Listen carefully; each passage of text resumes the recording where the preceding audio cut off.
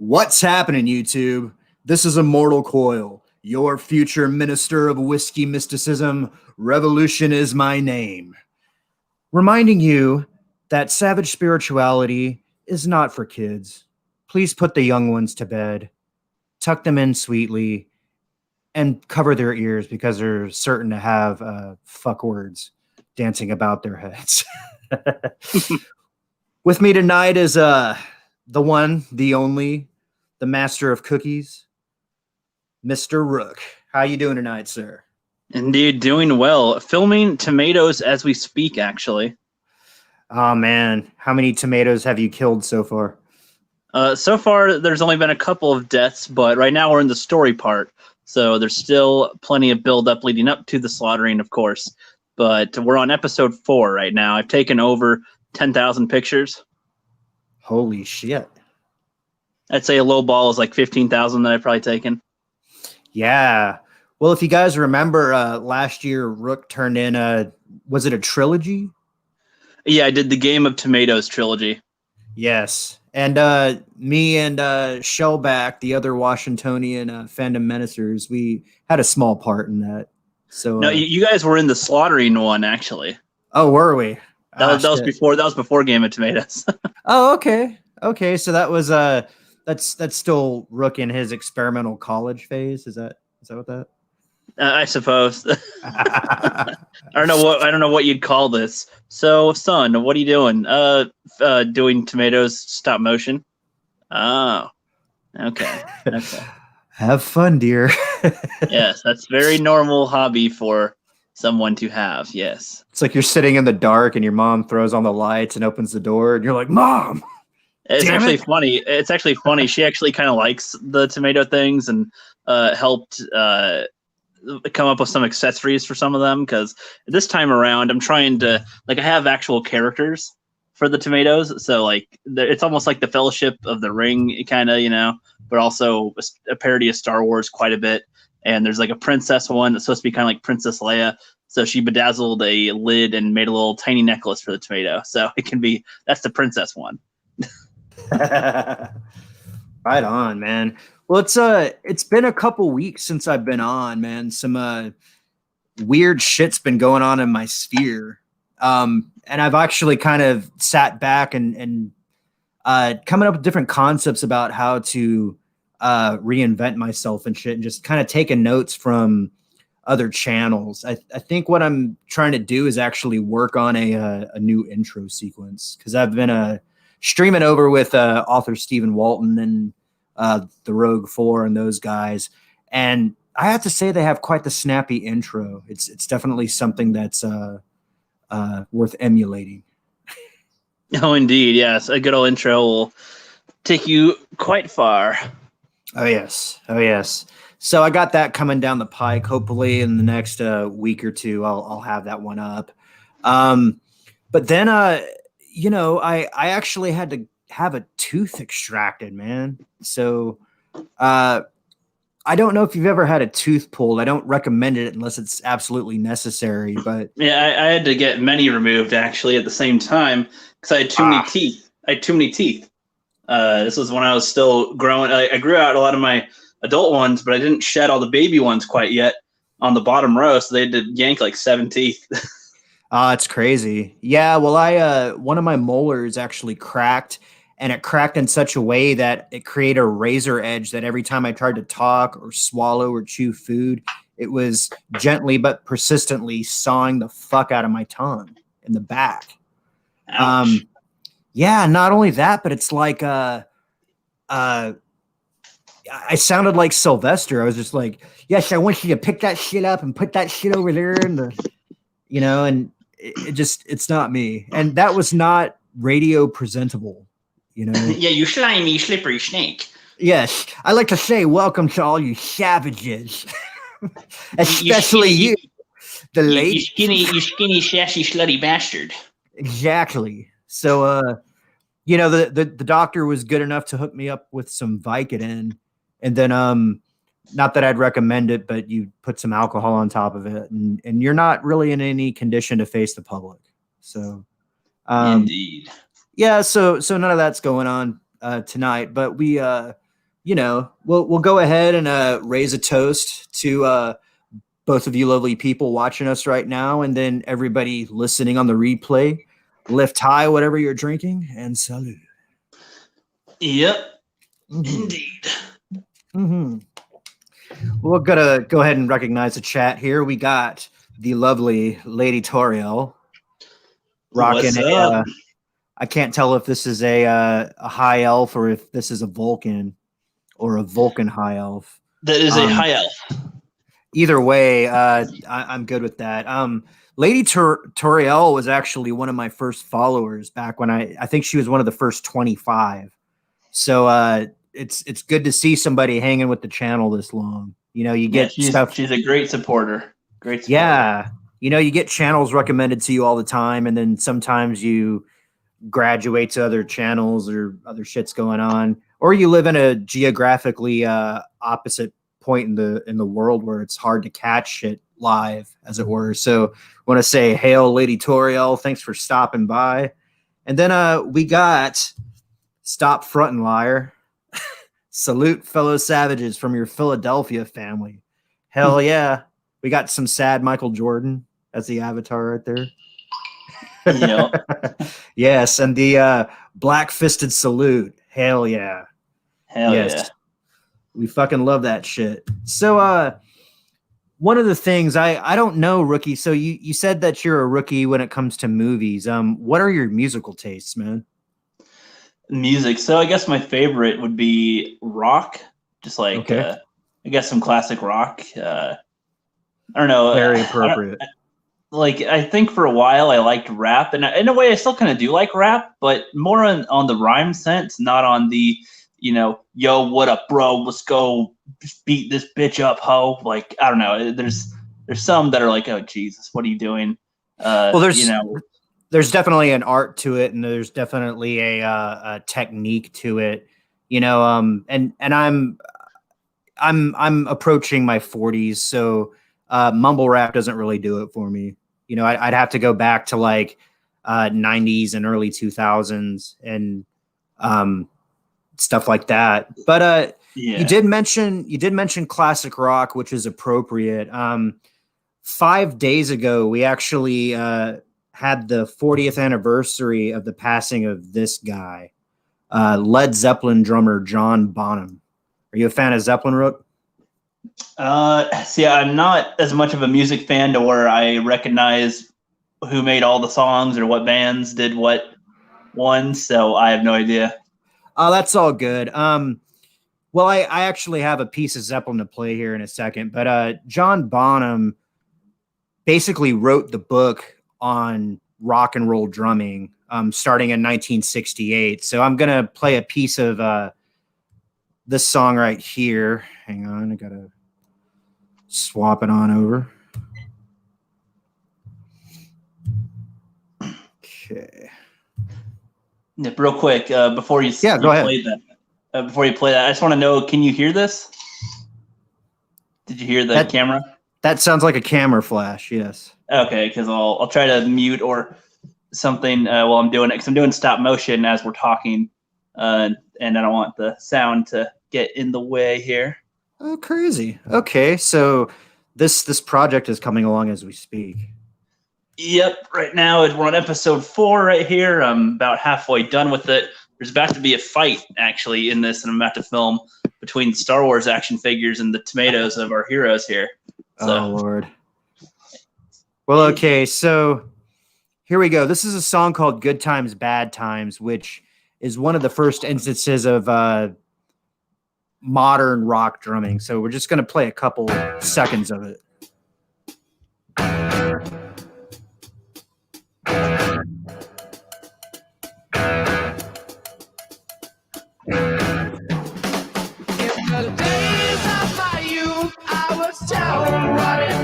To be a man.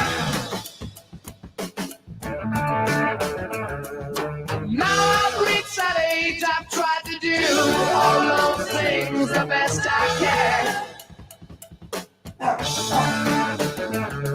No. All right, that's about all I dare to play from this. But for those of you who might be musically inclined or musicians yourself, the stuff he was doing with his bass pedal, like those triplets, he was doing with one foot, and nobody had ever done anything like that in a rock context prior to this record. And here's what's weird is like a lot of metal and modern rock drummers only draw from other rock drummers as their influences. But John Bonham actually had he was really into jazz. So he liked guys like Gene Krupa and Max Roach and Buddy Rich. In addition, he liked soul. He liked the drummer from the Godfather of Soul. What the fuck is that guy's name? And this is stupid. I'm having a brain fart here. I can't help you there. I have no idea. Yeah, he feels good. Papa's got a brand new bag. That dude. I feel stupid because I know somebody's gonna say his name, and he's like the most famous dude ever.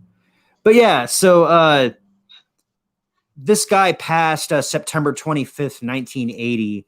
And I'm a musician myself. Zeppelin is the thing that got me going on my musical journey. So just wanted to go ahead and salute that band before we start taking off. So I think a lot of the buzzwords this year have been about racial divisions.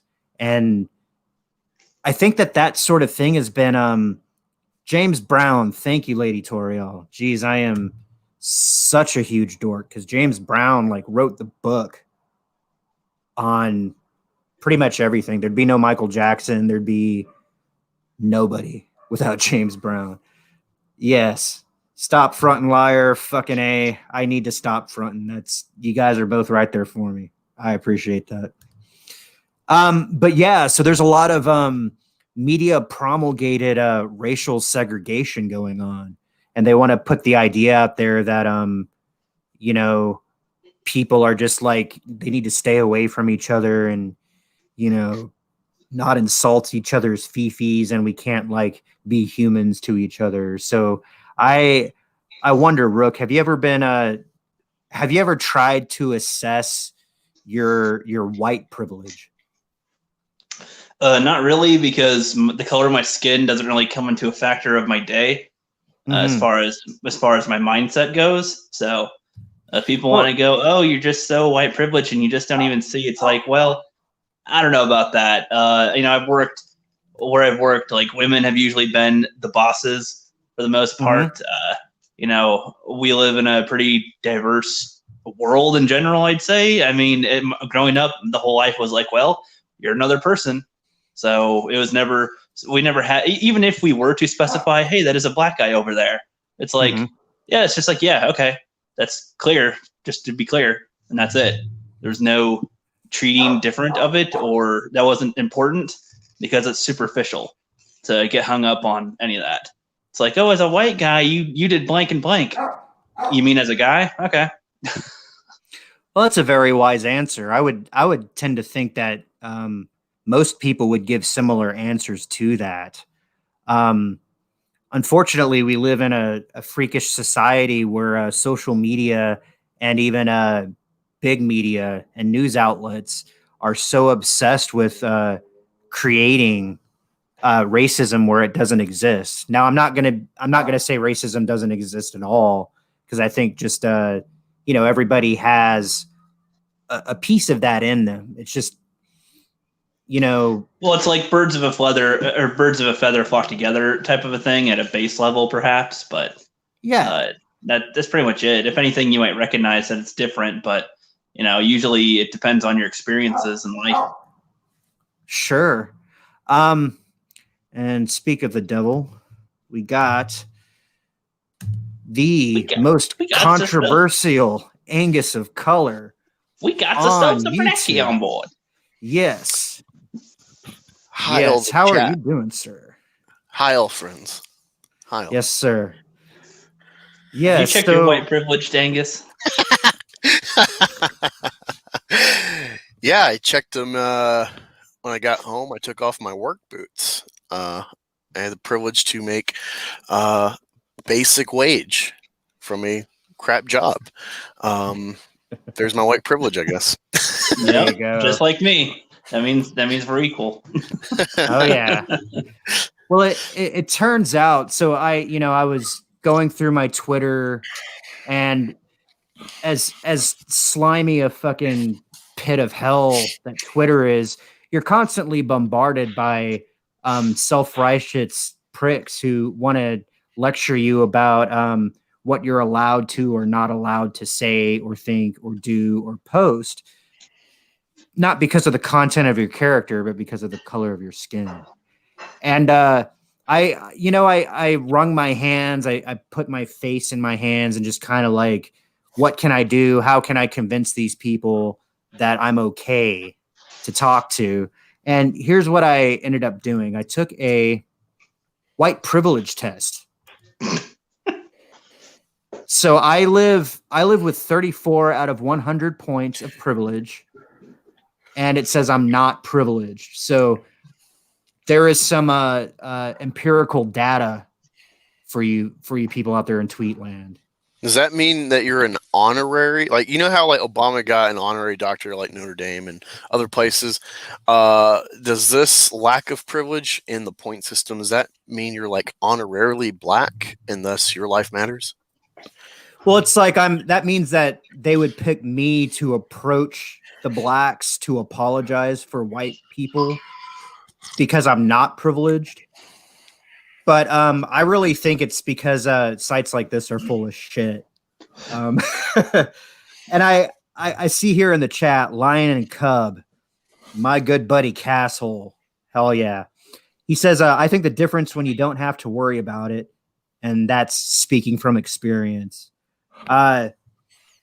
Interesting stuff. But and I threw this up as a joke, but it's kind of funny that they're now trying to quantify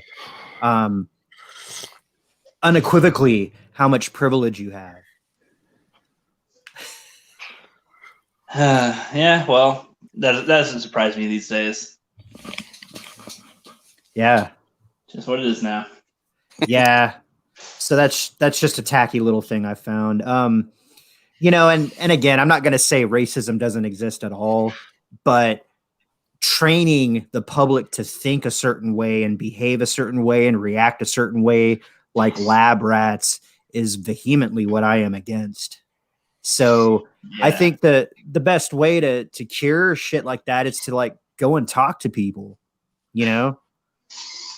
fucking everybody's a regular motherfucker if you get down to it and you try to relate to them on a human level instead of a you're a this or you're a that or you're the other thing. Stop trying to mansplain to me. Exactly. I know I'm preaching on a high horror here. I'm halfway there and I'm living on a prayer, right? Oh God, are you doing Bon Jovi? I was, and actually, I'd like to see John Bon Jovi get in a fight with John Bonham. I think Bon Jovi would lose. Wait, is that the drummer of Led Zeppelin? Of Zeppelin, yeah. We actually, he's dead. He's dead. Yes, but he would play triplets on that motherfucker's face. So well, we are. And in my downtime, I was just telling Brooke, Angus, I had to have a tooth pulled. So I took a couple weeks off because I sounded like fucking Sylvester and Daffy Duck put together. And that's not appropriate for the radio. People don't, that's right, Cass. These sites are designed to cause divide. I could not agree more. This is a very sapient human being. He's on Instagram at Casshole. I don't know if he'll accept your follow request, but he's there. But yeah, Angus, I was curious about your avatar. We were talking backstage, and it seems like it had something to do with this. Yeah. Oh man, fuck you! I can't wait to get your take on the show once you get through it, man. I want you to get season 2 and see why, dude. Okay, I'll just say this for the chat. All right, Mm-hmm. Raylos are weird, okay, but now that I'm watching The Boys and you have Stormfront, like I totally get shipping. I totally get it. I was actually I'm not gonna spoil it because you haven't watched it, but people that have watched it, I get shipping now. They opened your eyes. Yeah, no, honestly, like no joke, not me being facetious. There's things I was like, I don't know, man. Like I know where this is going, like where this character's supposed to go, but honestly, like I really see this happening. I saw the signs, but it seemed like it was one sided. Um, and no, the shipping thing, like that I'm pushing, I was just hoping, there was this weirdos what Disney has brought into Star Wars, where it's like, who are you picking? Resistance or First Order? And then people are like, wow, cool to know that 24% of Star Wars fans self-identified as Nazis. And it's like, what the fuck, So that's what I was hoping to get started as a troll with the shipping thing and to bring the Raylos into it. Like, oh no, don't bring Nazis to shipping.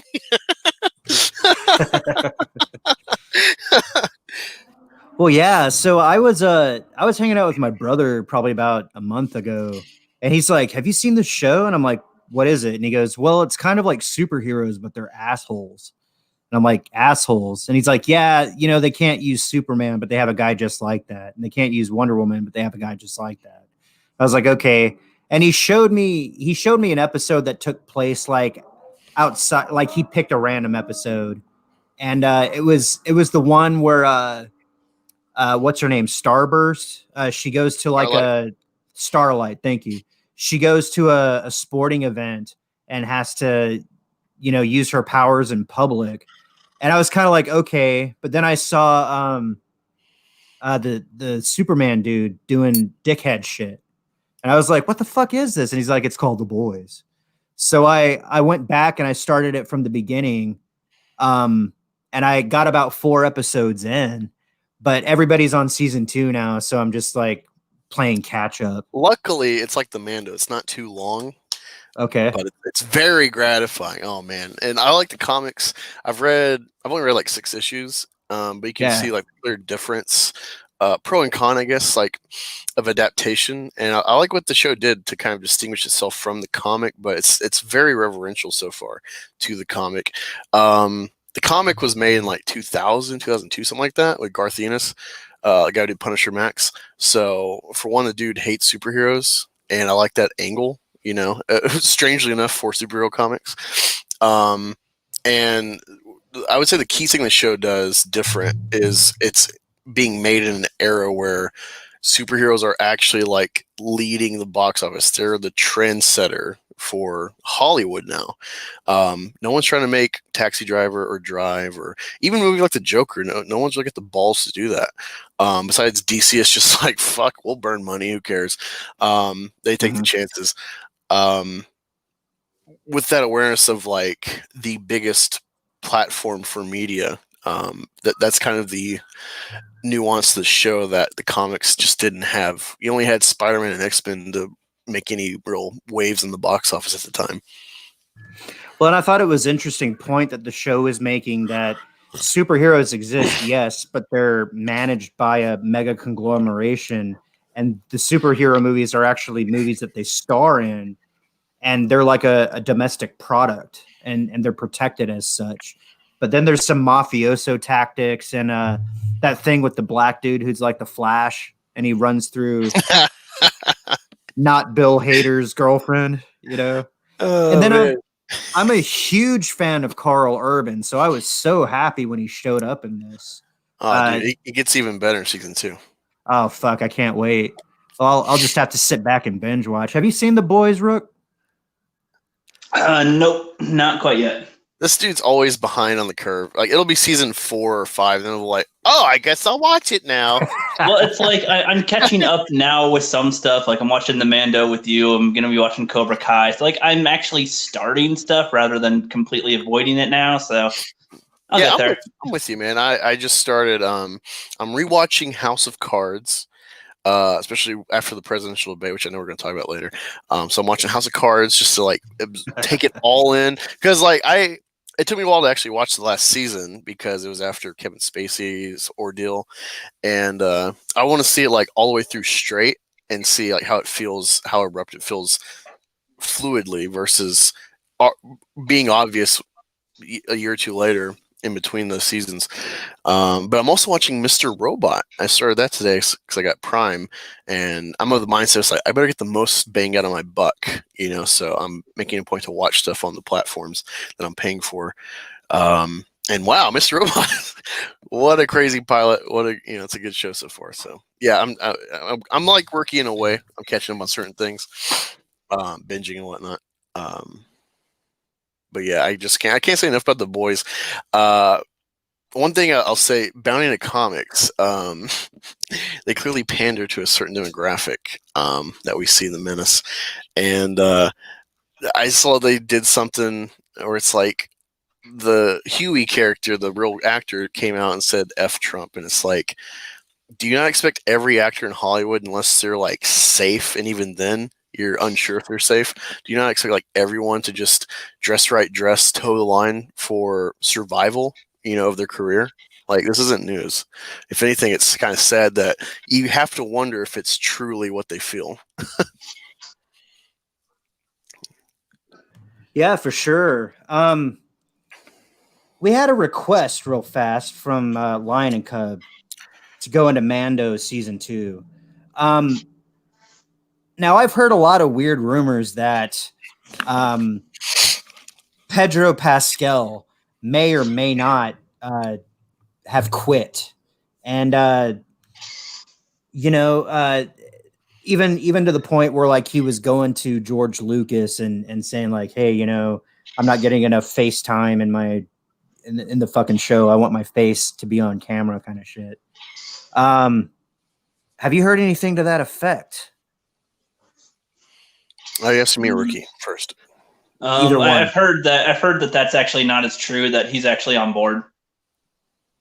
Awesome. Since then. And there's a lot of speculation. We have Mr. Snowdub in the house. How you doing, my friend? Hell, you fat fuckers. What's going on? Talking about white privilege. Oh, yeah. Yeah. Well, I'm Snow White. Yeah. The whitest dude I know. Yeah. It's true. The rumors are true. We were just talking about a piece of Mando here. A piece of him. So there's two other things that I wanted to get the panel's opinion on. First one is Rosario Dawson as Ahsoka Tano. We'll just go down the line. Yeah. You want me to start since I'm fresh on the panel? Yeah. We'll start with Snow. We'll end it with Rook. Fresh off the boat. Okay. Yeah, fresh off the boat. Fresh off the slave trade. You do have an Asian girlfriend, so that is apt. Oh man, you're doxing me already, Angus? We just started. Okay. No, I think Rosario Dawson is actually a really good pick, and here's why. Have you ever seen the movie Death Proof? No. Okay. I've seen her in Star Trek. It's a Tarantino movie that was made for Grindhouse. Him and Robert Rodriguez, they both did their own kind of versions of it. And she's a star of that movie. And she shows off a side of her that I had never seen before. And it was kind of a violent side, kind of a side that was sinister. And I loved it. I could totally see her with just, a badass streak to her. If you haven't seen that movie, check it out. I think it'll give you a good idea of possibly, kind of characteristics she could bring to the character. So, and I'm not a huge Ahsoka fan either, so it doesn't really affect me that much. But as far as the actress is concerned, I think it's a good pick, and she looks like her, kind of, right? Yeah, I guess enough. Okay. All right. Well, that's my spiel. I think she's got some physical traits that she can attribute to it. Angus, what say you? Well, she got a good range. I did see Grindhouse or Death Proof. I can't remember. I mixed those two up. Anyway, seen that. She didn't really stand out in that movie to me, but it was, like a lady ensemble revenge movie. But Sin City, If anything, I would hope they would do some sort of like slave Leia shit, like Sin City kind of outfit. Of course, it's Disney; they won't. Cucks, no balls. But honestly, I don't really think she's going to be that big of a deal in this season. I think she's going to be a gateway into maybe Luke Skywalker, or his academy, maybe young Kylo Ren.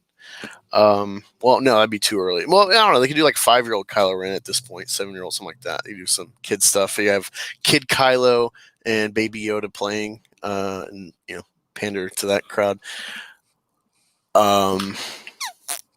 Yeah, I don't know. She's in Daredevil. She's got some range, acting ability, 7 pounds. She'll do fine. If anything, I can't wait to see Twitter cry every week about a new episode that might be important about her, and they're gonna be like, "Transphobe, when?" And everyone's just gonna not give a fuck because it's Star Wars, and we're gonna clap like seals because it's not bad. And so that'll be the best thing, is just the Twitter outrage from SJWs that Noah douchebag, Star Wars, whatever. He acts like a Star Wars fan, and then Beat Bop Boop happens, and he's like, "We'll replace Gina Carano." She's like the only actress with balls. It wasn't even anything. It was her fucking family members. Crazy. It was something to do with a tenant or some shit. And they're trying to kick him out, and there's like some supposed altercation, but it really seems like a diversity shield. I'm trans. They evicted me, so defend me.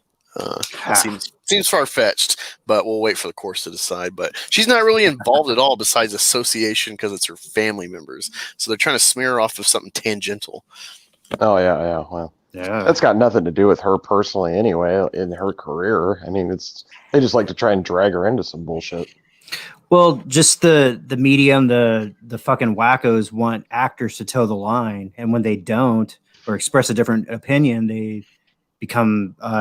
they paint a target on their own backs, And if you want to see her do some jiggling, check out Clerks 2. She does this little dance routine on the roof to ABC by Michael Jackson, and oh my god, it's mesmerizing. Rook, what do you think, man? I don't really care about Rosario Dawson, and I think Ahsoka is kind of overused by now, personally. But I don't know. I mean, she's okay, I guess, in the Clone Wars, but I don't know. I think they showed her a little too much, too often, but I don't know. Don't really care. I kind of feel like her story was better ending where it did in the Clone Wars before they showed the new episodes, and then having her return in the Rebels, and then having a supposed end by Vader made more sense to me. But I don't really care what else happens with her character now. So kind of pointless to have her in this, personally. What could be exciting is it's say a lackluster performance or just use of the character, and then who else, like who comes to save the day for Ahsoka fans? Axel Braun in his XXX porn parody of The Mandalorian. Of course. That's what I'm looking forward to. I kind of wish it was Axel Rose. Please don't. Just don't. Yeah, bring him in. He can do the soundtrack. Oh yeah. Boy. Okay, and then one final piece of this is this thing. So, are you guys fans of Baby Yoda, or do you just want to like smash his face with a mallet? I am a fan. I actually bought a Baby Yoda stuffed animal. You can check out a video review on my channel about it from Build-A-Bear. It's got the sounds, you press his little hand and he makes little goo goo gaga sounds. And it's just precious, Immortal. I think he's a beautiful little soul, and I love him. Snow and I huddle with him feeling. every night. Aww. Yeah, he's welcome to the Cotton Connection. There you Hail go. Team Baby Yoda. Wait, Fuck you, eat your missiles. Have you been putting your hand up his ass? EU noodles. Damn Baby Yoda haters. I know how it is. It's all good. Give him a good fisting. What do you think, Angus? It's cool. Are you a fan or not? Dude, I've talked about this. I think I'm not sure it's on last year or not, but I got I already saw the episode, but I wanted my kids' reaction, so I was sound mind enough to like record their reaction to Baby Yoda, and it's such a great moment. As much as I love Star Wars, my wife tried to show the kids the Disney cartoon bullshit, Galaxy Adventures or whatever, reiterations of like key moments in Star Wars, and they're just like, yeah, whatever. She played episode 1, and my kid was hooked. He loved it. We watched Duel of Fates fight twice, and their reaction to Baby, like besides that fandom I have and naming my son Lucas because of George Lucas and his effect on my life, the best Star Wars moment I got is from The Mandalorian. Episode 2, Ricky knows, is great with the Jawas, and my kids love Jawas in part thanks to that episode. We share that, but the Baby Yoda thing, that's the best Star Wars moment as like a family I have. And that's from Kathleen Kennedy in Power. She's the coach. She's the head ringleader of Star Wars, regardless of whatever bullshit stuff you hear about divide at Lucasfilm, this and that. And she's really fired. And her name's on the door, and she helped make that moment with me and my kids. And so, yeah, thanks, Disney. I love Baby. I think it's a shit band, but half of me wanted to go back and make a music video of System of a Down. And every time the song went, Suga, I wanted to have the Jawas there in the fucking egg. That'd be good. I love System of a Down, by the way. Well, I'll punch you in the face later. But it's all good. Rook, are you a fan of Baby Yoda or no? I respect that it gives lots of families joy, but I don't give two shits and popsicle about Baby Yoda at all, and I don't feel like learning more about that species at all. I feel like having more of a mystery. I feel like a mystery is better with it, and the more time we get with them, the more we might learn about it, and I don't really want to. Would he be one of the people that your tomatoes square off against in the next episode? Oh, I wish, but I'd have to go buy one, and I don't want to. So you sure would. You could get a Baby Yoda at Target for like $10, like a action figure. Yeah, I mean probably, but I'll live. Well, then you can you bought Captain Marvel. You can buy Baby Yoda. Come on. Because there's funny jokes I can do with it. What jokes can I do with a Baby Yoda? Look, it's a Baby Yoda. That's all you need. Soul, Rookie. Say you bought it from Target, just save the Target logo, and then you can take it outside and shoot it with a crossbow. What is wrong with you people? I have to get a crossbow. But there you go. That's adorable. He's adorable. Okay. I have a. You're wrong for that. You're wrong for that. Just say it. I have a Baby Yoda theory that I'd like to bounce off you guys. Now, when I first saw him, my first reaction was like, "Oh shit." Mando has to get him to Luke Skywalker somehow. But then I started thinking about it, and I really think that they're going to put him in the world between worlds and send him back to the fucking old Republic. And that's actually Yoda. What do you guys think? No, I got a better theory. I was thinking about this because I watched Superman Red Sun, and when the Shmi Skywalker thing happened, that theory about Rey being Shmi, I was like, wow, it's a loop. I just read Red Sun. That's a crazy idea. It'd be kind of cool, actually, just tie it all together. Of course, it didn't go that way. But I was thinking with the world between worlds, what if this trick is actually just, hey, we recycled Yoda. We just snatched baby Master Yoda and brought him to the present so we can keep using him and get, record a bunch of voiceovers of Frank Oz before he dies and then find his replacement to keep it going. It'd be a brilliant move where you could just have him be there for the whole universe. I wouldn't put it past Disney. Dubs, what do you say? I need some badass lightsaber action from Disney. I have yet to see any of that. I'm a prequel lover. I do enjoy the prequels. I feel they're some of the greatest lightsaber duels we've seen on film. Namely, especially the final duel between Anakin and Obi-Wan. And that set the bar. So I have yet to see something that even comes close to that. and I've been waiting for it. So maybe we'll see something with a dark saber. I hope we get a young Luke. I'd even prefer a de-aged actual Mark Hamill, preferably. But I think the guy who played Winter Soldier would do a pretty good job. I think that's a pretty good likeness. Yeah, Sebastian. Yeah. Yeah, it's crazy now that I think about it. The best lightsaber thing that Disney gave us was Vader in the hallway. And that's not even a real lightsaber fight. That's a fact, Immortal. Sorry, That is a fact. I left at Rookie saying Sebastian because I didn't know this about Rookie. He's never seen the DreamWorks film Shark Tale. I mean, he's a couple years younger than me, so he should have saw this. He didn't. And he's like, oh, it freaked me out just to look at Will Smith's face. And there's this Jack Black song in there. He's like, Sebastian, the whale washing dolphin. Which you would love that, Rookie. Watch Shark Tale. Total random tangent, but it's an end thing with me and Rookie. Somebody's that's not. So you want me to watch Shark Tale before I watch any other classic film or TV show like The Boys? It's that Shark Tale comes first. Yeah, fuck Citizen Kane. Get on Shark Tale. Yes. Yes, dude. I will fund a fucking copy for you. Watch it. Come on. Maybe for a watch party because I don't know.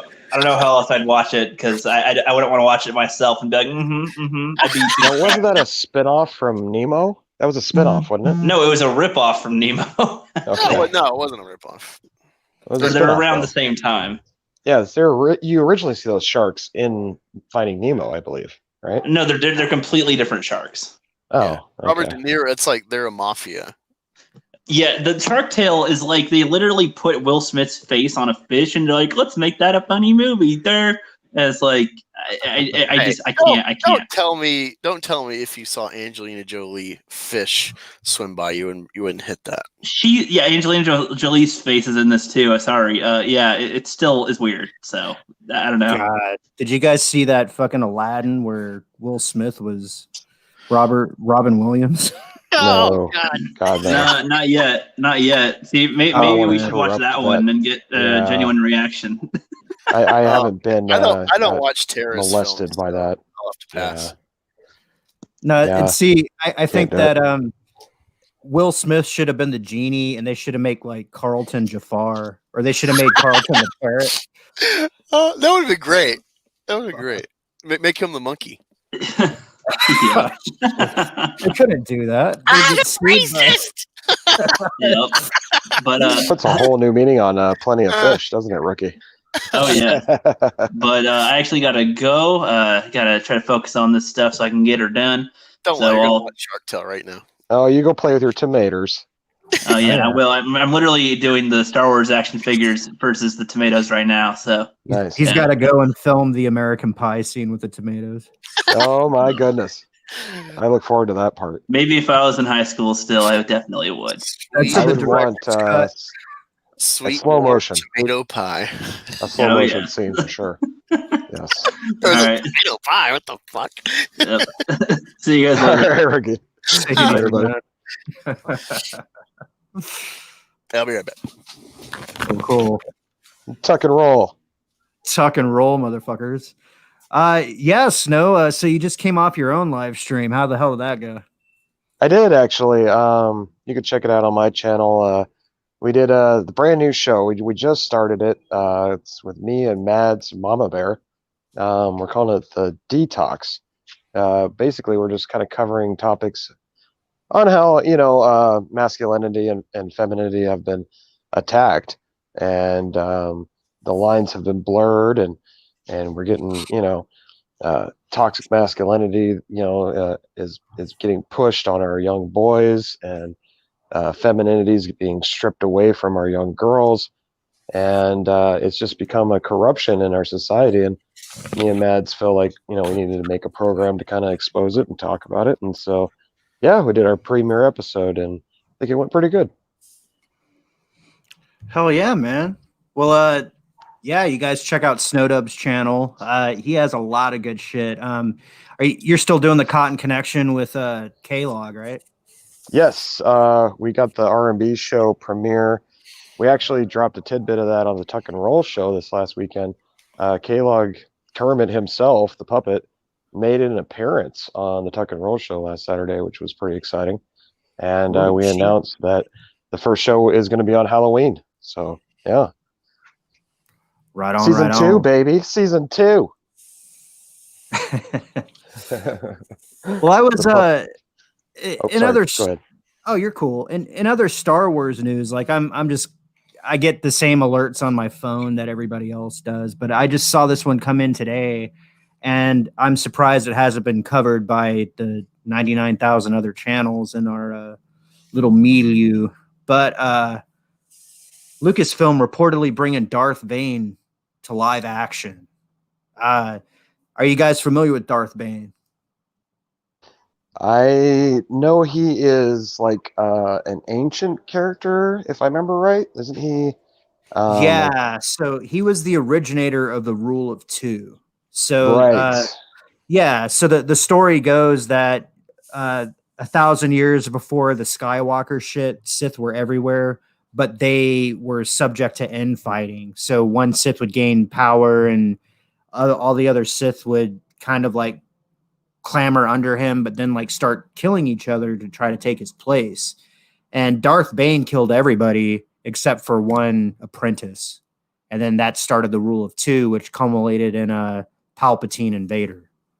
Um, Now, if you watch the Clone Wars, there was actually an episode um, where Yoda is going through these trials with the Wills and learning all that shit, and he sees a vision of Darth Bane, and it was actually voiced by Mark Hamill.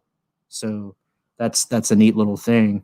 Um, but the Darth Bane trilogy, if you read the books and shit, because a long time ago before prequels, that's all you had, um, is one of the more revered works, and it actually would make a really damn good trilogy movie if they did it right. What are your thoughts, I Angus? Oh, go ahead. Go ahead. Darth Bane, that's the guy that Ryan Johnson cut in half, right? Yeah. Well, that was a Darth Shidious. No, I checked out the first book from the Columbus Theater, not theater, library system, and I just never got around to it because I suck at actually sitting down and reading stuff, and comics are more important to read at this point in my life. But yeah, I liked the Yoda stuff. I wish that they did more with that type of stuff and the wills and all that. It seems cheap. I guess he's canon in Disney since Clone Wars is canon for Disney film. So they aren't really bound to any of that lore, but they can cherry pick from the books if they want and whatever else references him in the EU. I don't know. Yeah, I get tired of seeing these- Toriel's echoing that sentiment. She says they're taken from the EU that doesn't exist, according to Disney. Yeah. No, yeah, like she's sort of right, but he's in the films or in the Clone Wars, like you said, so it is still canon within Disney idea of canon. I They don't just know. I haven't mean, flushed them out yet. if anything, I mean, for one aspect, it is kind of cheap, just like the remakes of their Disney films, like Lion King and stuff, where it's just copy and paste, overshadowing the original. That's always better and pure, even though it is like a redone Disney-fied fairy tale usually. But at the other instance, this could help, more royalties for those authors of the EU. That, like the guy who wrote Darth Bane trilogy, he could be getting new kickbacks because now they're using a property that he helped develop for Lucasfilm. Yes. So there could be some retribution. Maybe they bring him in for, right? Probably not, because they got their weirdo story group of diversity and all that shit. But there's always a chance. So I don't know. Like, you got to think Disney. They want to put their touch on everything, and Lucas did sell it. So like ultimately, all our problems with the EU and Disney is really Lucas's fault for caving, and for all the prequel haters that just ran that dude into the ground to make him just hate his baby. So fuck all y'all that hate the prequels and shit on him those years, like Patton Oswalt and stuff. It's all y'all's fault why Disney's like this, or why Star Wars is like this now. All right, Dubs. Where do you go? We scared him off. Oh man, Well, maybe he just lost carrier because he was about to fucking chime in, and maybe he'll pop back in. Yeah. he'll probably pop back in unless he's tenderly fisting his baby Yoda at the moment. Wait. I didn't hear your take on Baby Yoda. Just going back real quick while we're waiting on him. Oh, mine. Well, my theory was that actually is Yoda, and they're gonna figure out. Like, I bet Ahsoka's gonna take him back to the old Republic times, so that we could see him grow up, and turn into the Yoda that we know, and just make it like a time loop kind of sequence. No. I meant your thoughts on Baby Yoda. Like, do you like him or do you hate him? Are you one of those weirdo haters of Baby Yoda? That He said he was going to shoot him with a crossbow. Of course he hates him. Now that's rookie. I'm playing devil's advocate. Actually, I used properly, and I think so far they've used him properly. I think he's a compelling character, and definitely that was a good plot twist when Mando discovered that his target was an infant, and then like he had to wrestle with that moral question, and then he had to go off grid. I think, and especially if you're a father, to see something so helpless, you know that you could kill it easily. And maybe your kid doesn't have force power. I don't know, but that moment where you have to wrestle with it, and I think being a father changes you. We're all kind of like hardcore assholes, and we didn't give a fuck, and then suddenly little eyes are looking on us. It changes you. Yeah, no, I definitely agree. Yeah. Yeah, I agree with that too. Sorry, a little tangent, but like Afghanistan, I had a kid die on me like my first day in combat. They brought him in. I was a medic, and it was a shock because I'm American. Like kids don't die generally speaking in America. It's not something that you're just like, oh yeah, kids died today or something. Much less suicide bombers and shit. He wasn't a suicide bomber. He's just a casualty, but that was a big shock to the system. But there wasn't like a real awareness. And, then like years later I had kids, and then it just dawned on me like, how would I feel if my kid died? Like I never got to say like, I'm sorry, I couldn't save your kid, or, whatever to his parents. What are they feeling? Especially given their culture and the awareness they have to have of like, this is kind of normal. So it hit me different. And so, yeah, kids really change your outlook on everything, even retroactively. Well, yeah, you finally come to a point in your life when you have kids where someone comes into your life that's ultimately more important than your own. Yeah, it actually makes you re-examine yourself, and then as they're learning, you kind of relearn it and remember it at the same time. I've been reading the Game of Thrones novelization, and I came across a really cool quote, and it says, "The oak remembers being the acorn, and the acorn dreams of being the oak, and the stump has it all." So just shit that makes me go.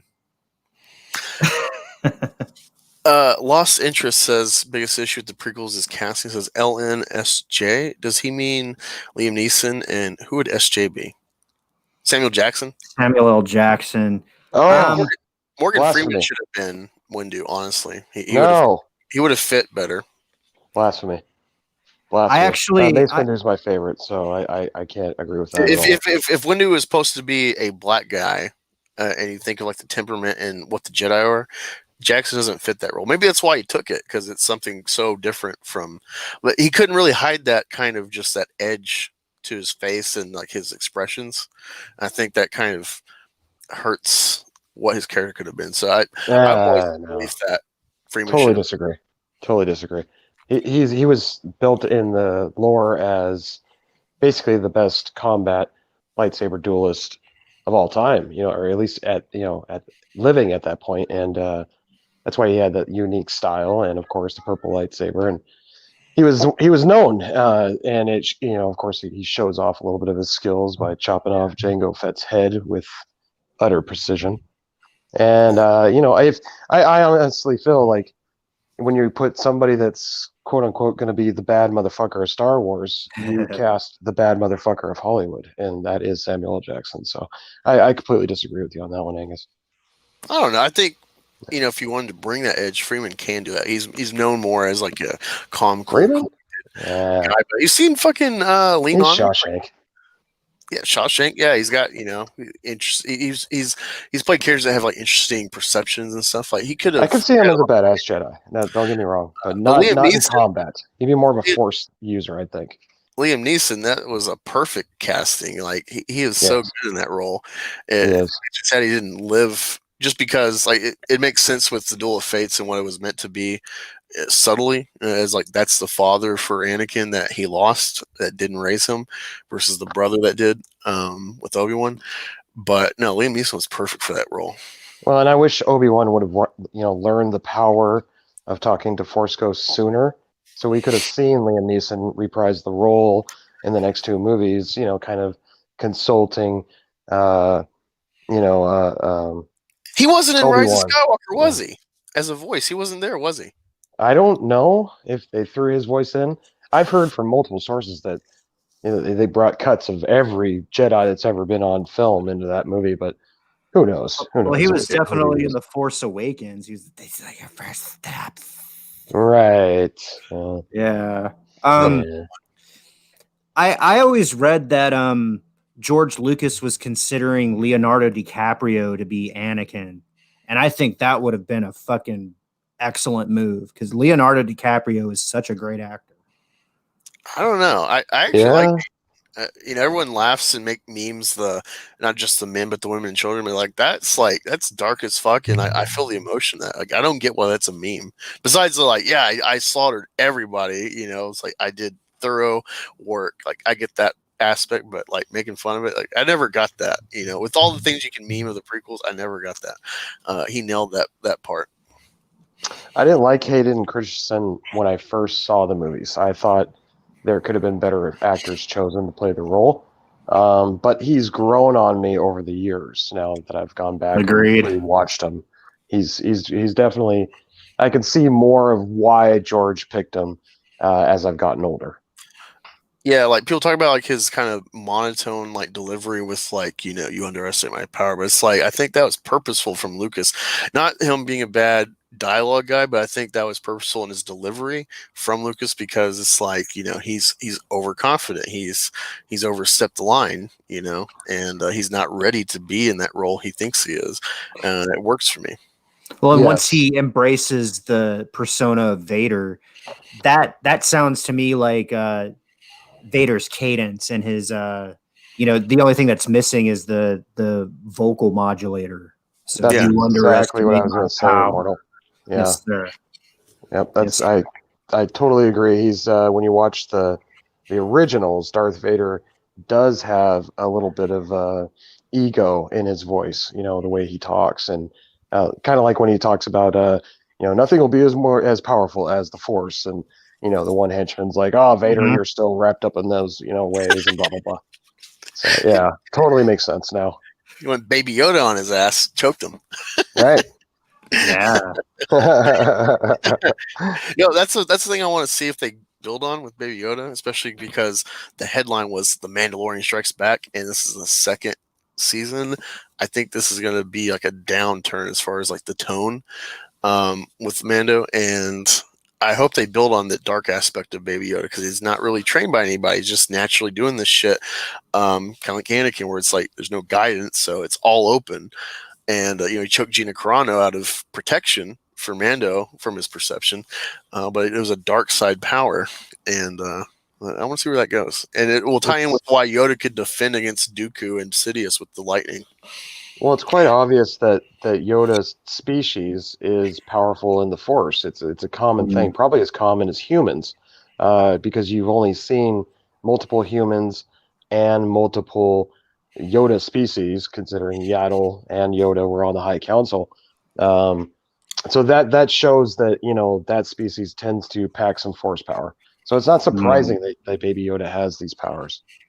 Well, then it makes me wonder about the question of intent because Yoda or Baby Yoda was choking Gina Carano because he thought that he was protecting the Mandalorian. So is that really a dark side power, or was that Our No. perception with the lore, it's dark side. Yeah. That's where I'm Well, going. not necessarily, because Luke used it against the pig people when he entered was Jabba's not- that palace. was- Nuts. That was like or the Gamorrean guards? Yeah. Good morning, you guys. assume Right? he killed him. I mean, some people say he He didn't incapacitated. kill him. He just choked him a bit. Yeah. He choked them out. He put them to sleep. All right. I don't Give know. him a That sleeper seemed, hold. seemed very abrupt and dark, and like I'm not taking your shit. And Well, he is the son of because Vader that's what too. he's struggling with. That's what he's struggling with. Facts. Is his Right. being the progeny, and the task at hand and stuff with Vader, and the Right. temptation. Oh, That's snap. why he's wearing Hey, black. I got to roll, Immortal. I got to jump on another stream. I You gotta promised tuck I'd and go roll. on to. Oh, Well, Um, that's quite all right. We appreciate you stopping by. It's too bad we were gonna be getting into some Trump and Biden shit later. Oh, that would have been good. Well, I know, you man. can hold down the fort, Immortal. We'll hold it down. Yeah, we got All enough right. shit to go through. But say hi to your next stream for us. Make sure you shout us out and hit the Where are you fucking going? thumbs up and all that shit. Sci-Fi Dragon. He's Nice. yeah, he's been trying to build his channel, and he's been hitting me up all week to come join him. So I told him I'd pop in. So especially since old Mad Max ditched him tonight, and he's a no-show. So I got to throw him a little love. But I would have loved to talk Trump and Biden with you guys. Maybe we can do it again. Jump on the Tuck and Roll show with me Saturday night. Both you guys are always welcome. Hell yeah, we might as well do that, huh? We could do some Biden Trump talk over there for sure. Oh yeah. Well, we want to bid you adieu and gender check. Gender chick. Later, guys. See, hey, we got Shell back in the house. What's up, man? There you go. Yeah, we sure do. Hail bigots, ists, and phobes. Show back TJC, my fellow Washingtonian. Hail, fellow bigots. I also want to acknowledge Lady Toriel. It's bedtime for her. Good stream, good journey, everybody. We appreciate you showing up, my good lady. Sweet dreams wherever you go, and it's probably a good thing you're going to bed because you might not want to hear this. I almost did some impromptu car videos on the way home talking about that, but I was wanting to gather my thoughts a bit more before or at least have like articles to go off of to talk. But yeah, going off of you, I think you do well. I found an interesting image, and I was wondering if you could tell us about it, Angus. What is this that we're looking at? Oh wait, let me look at it. Oh yeah, I forgot we're gonna do this first. Yeah, so I think this is Frank Cho. Yep. If not, he definitely has parodied it multiple times himself. But yeah, Spider Woman in a just ridiculously sexual pose with a ridiculously skin tight suit. That's I would say a parody of pinups with comics, and it's like just a ridiculous pose, and it definitely triggers feminists and leftists, and I love it. This is what the great male gaze pinup artists were doing. They're looking at like nudie mags and trying to channel that in their form. You got like someone like Greg Land who kind of legitimately plagiarizes works of photos and art. But yeah, man, like that's kind of where most artists start is pinups and trying to like perfect the male gaze, and this is a great piece. Absolutely. And this sort of imagery was typical in 70s and 80s. I would even say into the 90s, but like you put it into a 2020 context, and then of course you're going to get the screechers and the fat shamers and all that kind of stuff, and like you're drawing cartoon women that look like that, and real women don't look like that. What the fuck? And blah blah blah. Or you do it to like is it Kamala Khan? Is that the Miss Marvel? Yep. But yeah, you do it to them, and they're like, she's 15 or whatever age. But then all you gotta do is like, well, I'm Muslim, and they're like, oh, okay, never mind. Sorry, I culturally shamed you or whatever, Exactly. That's appropriate my culture, you hateful. Oh, I'm sorry. I'm so sorry. But so something like this, which is like you're saying, its target is the male gaze, and that's probably what's going to move this comic off the shelf initially. Let's not beat around the bush. Fucking comics are made, one, to just make money, and two, where they make money off of men.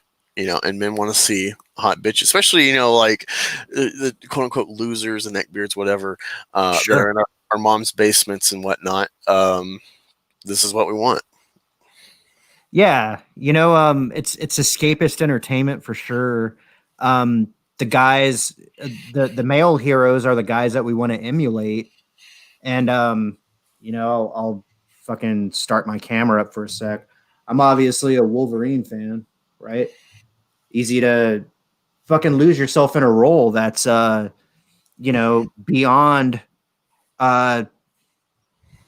mundanity, but then by the same token, you want to be surrounded by hot chicks or feel like your powers can get the hot chicks or whatever. And go ahead. Oh, no, sorry. Oh, I was just going to say, even from a tactical standpoint, I suppose if you're a female, you might want to try to distract your opponent somehow, But, that aspect of like fighting, just your allure could be a distraction. I didn't think about that. Yeah, but bulletproof leotards, I don't know where you get those from.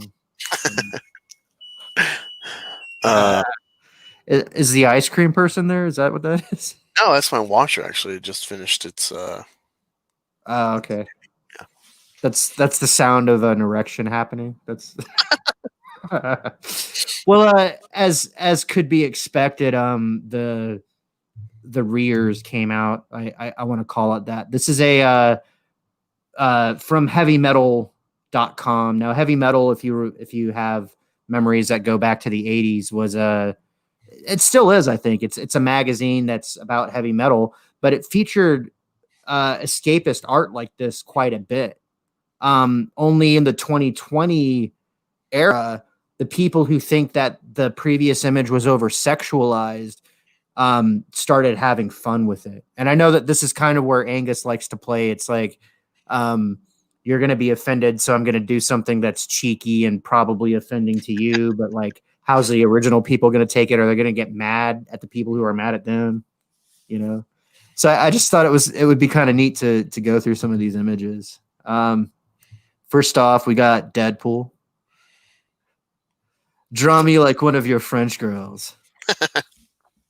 Oh yeah.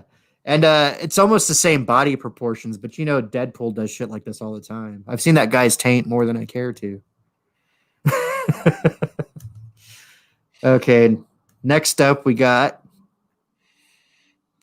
who is this? Is that Elton John? I don't know, maybe. Artist gave Monera a taste of his own medicine, drawing him in the pose he had given Spider-Man. So this is probably the dude who drew it originally. Yeah. Very attractive human being right here. Then we got Spider-Man looking at Spider-Woman. You got the foot. You got that? Yeah, this isn't for kids, so please put your babies away. This I would actually say is more graphic than the original image to begin with. Oh, well, they're both graphic. The original brings to mind like Boris Vallejo or Julie Bell. Yeah. And we actually see Spider-Man's blue eye. Yeah, and his dick eye's firing off, so we can see Spider-Girl is a little bit cold over here. All right, so then what we got next? Spider-Gwen. Yeah, I got a couple Spider-Gwen statues because never really read her comics, but I like her in the movie Spider-Verse, and she's got a Woody. I love it. Do you want to toss me now, Goblin? Shit. Okay. What's up next? So we got more Deadpool. This better get my ratings up. This and unlicensed cross-company infringement. Yeah. So what's this say? Still more foreshadowing. This picture from Titan Cross. Harley Quinn striking the pose and Deadpool playing Svengali. Okay. Interesting. And then we got Spider Pig. Spider Ham. Spider-Ham.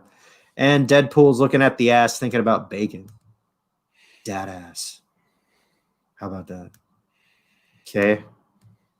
Then okay, this is a little bit more remember how Milo Monero is made to strike Spider-Woman's pose? You know, they wouldn't let Frank Cho escape the same fate. They didn't. They being Ain the artist. Boobs. Oh god, right. I needed the money. Okay.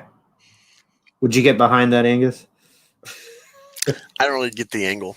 So, but yeah, I guess they're trying to find Frank Cho. Be like, you're a man, baby. Yeah, totally. This guy behind the wall has the right angle, right? Okay, and then what's there? This is what equality looks like. Who needs a chair with balls this big? I'm pretty sure that's Frank Cho's art. Spider. So he's just trolling himself. Like, I don't give a fuck. I'll draw a hot chick next to it. Damn it, Janet. Dude, it's my cosplay for Comic-Con. Janet. Okay. Janet. Straight up Frank Cho parody, Rocky Horror style. I guess it's Rocky Horror. Oh, yeah, I never really liked that movie. It's okay, I guess. Overrated. And then meet Dandy Manlove, aka I can't even fucking pronounce that. YMC agent. YMC agent, thank you. Yeah, I was thinking that was Rob Halford, but yeah, YMC agent. He wants a mustache ride.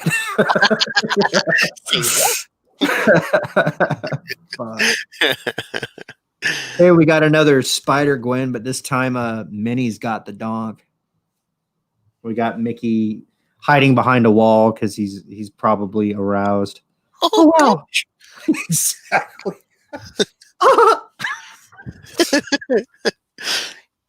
You know what I'd like to see is actually Mickey with the Mozart wig and doing the Mozart laugh. I don't know that one. That's Amadeus. I know Shellback and Lion and Cub get that one. And then Hulk. Shit. Hulk smashed the internet and his shit's ripped in just the right spot. His gamma rated it asshole. His green eye. And his green eye. Yes. Holy shit. And then the finale right here. Who did this? Nobody asked for, but we got anyway. So what's this? Artist Lemire said he was inspired to make this image by the controversy. He wrote a very long post about the original superhero image and Monera and Cho and his own Hillary Clinton drawing and made many interesting points. So you can read his post at DeviantArt if you wish. I don't really want to go into that, but this is like kind of disturbing, but it makes the point that he wanted to make. But it also makes you like, I don't know, Hillary Clinton's not that hot. And I've seen young pictures of her where she kind of looked human. I'd do young Hillary. You do young Hillary? Yeah. You'd cock block young Bill Clinton? He could watch. He's probably into that. He probably would be. He probably watches wearing her dresses. Yeah, he probably does. I think didn't they find an Epstein work of art of Bill Clinton in a dress? I wouldn't be surprised. I know that Epstein hosted Bill Clinton on his private island Multiple times. multiple times. I was always talking about that. Yeah, me and my woman were just listening to a podcast called Murder and Meh, and there's like a whole big thing about Jeffrey Epstein. Yeah, I almost called him Joffrey Epstein. Honestly, Joffrey's tame compared to Jeff Epstein. Oh fuck, you know, and that's the thing is like Joffrey is a 13-year-old spoiled little brat, whereas Jeffrey wants to fuck 13-year-old spoiled brats. God damn, what a sick motherfucker. You know, and I have to say, like, pedophilia and child porn is one of the most disgusting, vicious things that make me murderously mad. And again, it goes back to being a dad. You don't ever want to conceive of your child being caught in a place like that, but you also know exactly what you would do if somebody like looked the wrong way at your kid for even a second. So roast them on a spit, shove a skewer up their ass and out their mouth and rotate them slowly over the fire while they die. Okay. On that wonderful, beautiful note, since we were grazing the topic with Hillary's ass there, we're gonna go ahead and America's ass. yeah, we're gonna cover this for a little bit. Now, I wanna broach this topic by saying I am an independent. So I don't follow marching orders. I don't care if you're wearing a blue tie or a red tie, or if you're not even invited to this particular debate. I'm looking for the candidate that makes sense, that has a proven record, that reflects my values and all that kind of stuff. But aside from that, this debate was quite the shit show, in my opinion. Angus, just off the top of your head, your thoughts. Oh man, it was entertaining for sure. Biden definitely came out way better than I thought he would. He seemed competent in discussing. I wouldn't say his plans or anything are competent, but I expected Sleepy Joe, or I expected him to just get just completely slaughtered. He held his own enough to make it through there and to fool the left mob to think, oh, he did great. His team of pharmacologists actually like had him working for about an hour and a half. He must be working with what I just made a fiction of, like, the origin of Meth Gator's meth, that turns him. He must have actually found some sort of like radioactive shit to just like, boom, he's ready. He's alert enough to talk to Trump at all on stage. When I saw these things, like he apparently agreed to an ear inspection from a third party for him and Trump, and then he backed out last minute. I expected maybe them to cancel or him to walk off after like 10 minutes, and he didn't. So that low bar, he definitely exceeded that low bar I gave him personally. Yeah, Trump did interrupt a lot, but he wasn't getting a fair shake from Wallace at all. And so when you're not a fair moderator, this is what happens. And I don't really blame Trump. I do think it does make him look weak to people that, are on the fence, maybe a bad perception a little bit from that. I would say lack of restraint, but again, unfair moderation. So, it was a Wild West, and Trump really held his own. And the only few missteps aside from that was even though he's got this proven track record before he won and after, repeatedly denouncing white supremacists, denouncing the backing of David Duke in the Klan and whatnot. They still try to grill him on that. He didn't have a strong, solid point about removing critical race theory and all that shit from government work and funding that shit being taught to white guilt his own employees in the government.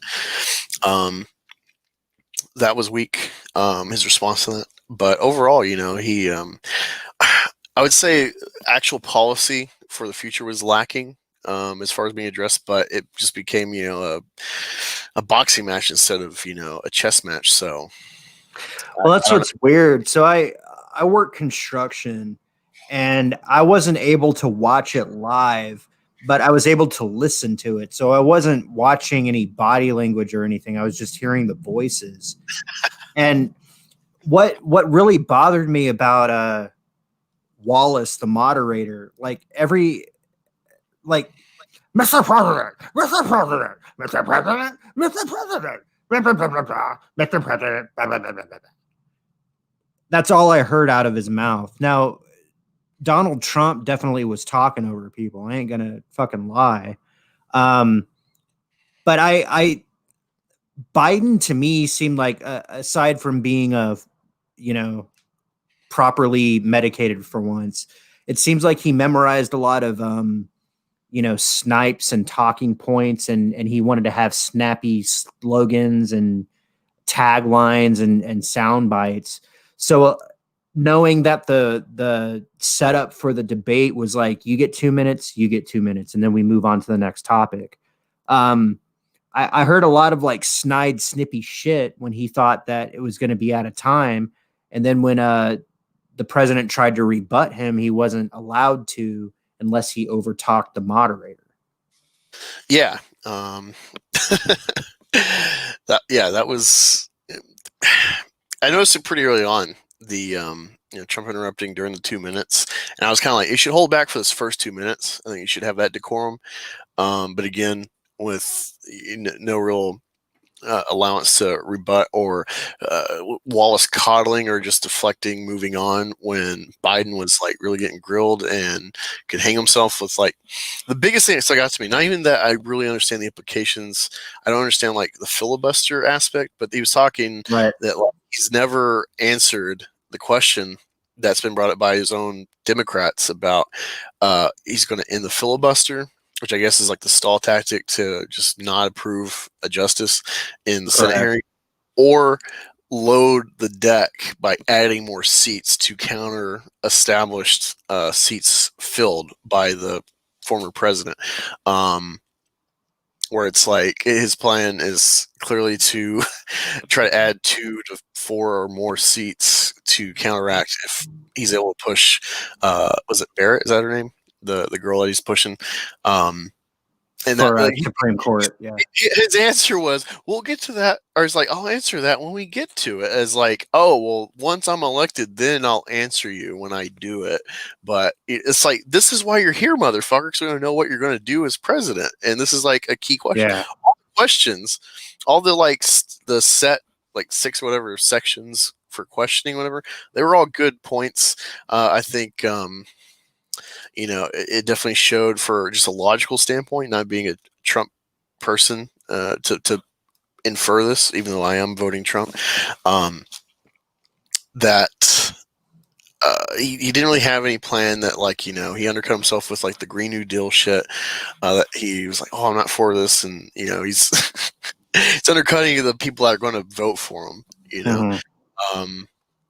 and he quickly deflected to like, Trump's a racist, misogynist. And it's like, how I don't get why Trump didn't pick up on this but he's got so much to think about. Plus, actually being in office still and trying to get stuff done for the possibility of losing, which I don't think is happening. Too many cities have burned for people to vote blue.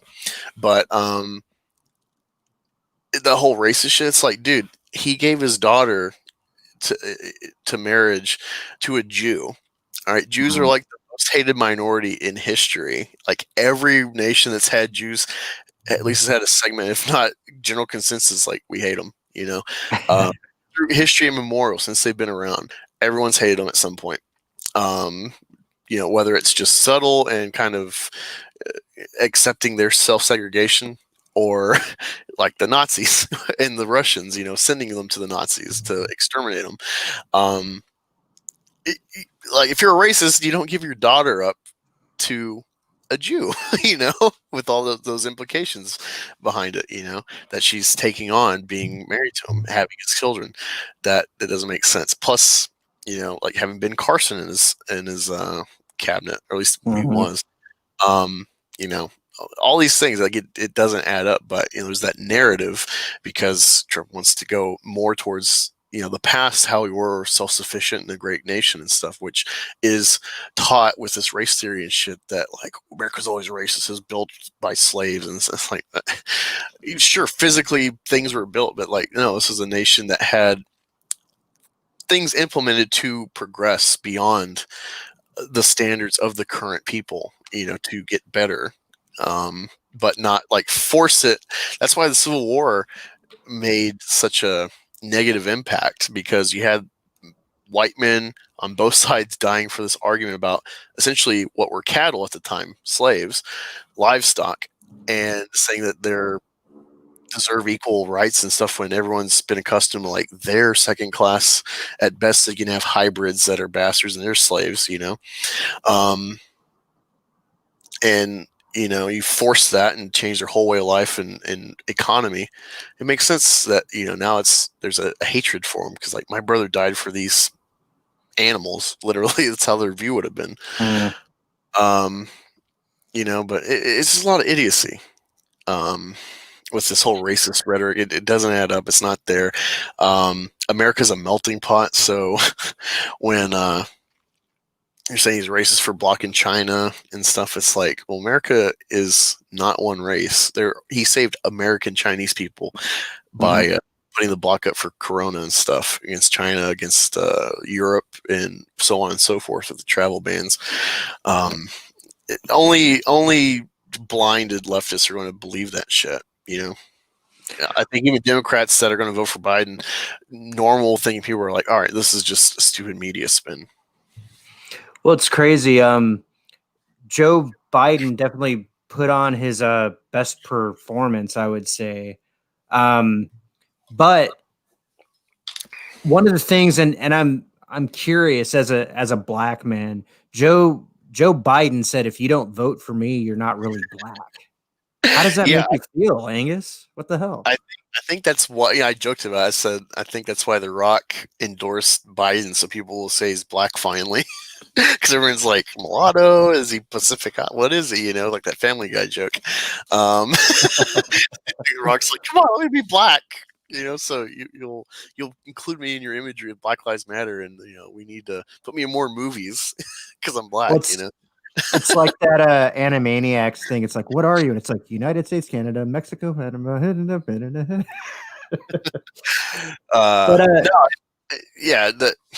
don't vote. I don't live life thinking like I'm a black person and this and that. Right. And I'm just American. I'm just trying to live and get ahead in life. And this nation's gone on too long with too many cultures all influencing it in various ways to think that way. And the fact that it's honestly worse than the 60s and before with dogs getting sicked on people, because now even if you are those protected classes, if you don't think right, then and it just the fact that if you don't think right, you're canceled, like Candace Owens or Terrence Williams or even Terry Crews. I don't know how well his career is going to do since he's kind of made these subtle